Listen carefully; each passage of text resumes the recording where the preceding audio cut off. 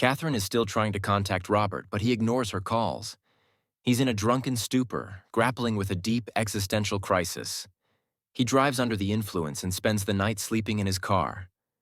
The next morning, he takes the bus, reflecting on his marriage and life. Robert then gets breakfast in a cafe and begins to read the book. Catherine becomes more isolated and increasingly paranoid. To limit damage to her reputation, she confronts Stephen with a phone call showing him she knows he's the one sending the books.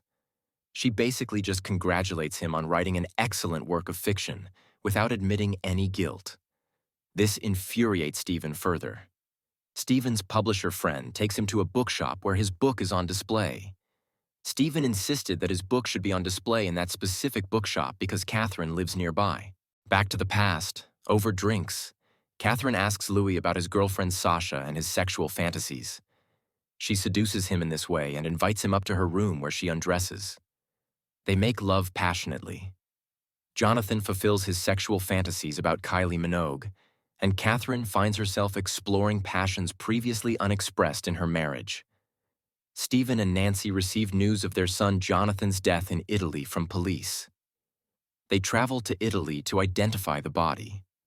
At the morgue, Stephen notices inconsistencies with the drowning story. Jonathan's face isn't swollen, and there's a wound in the form of a cross on his arm. The couple visits Jonathan's hotel room to collect his belongings.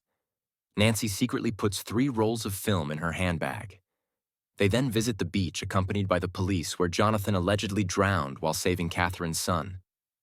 Nancy struggles to accept the accidental drowning explanation, given Jonathan's swimming expertise, and demands to meet Catherine. Nancy and Stephen spent their last moments in Italy allowing the waves of the Mediterranean Sea to process their grief.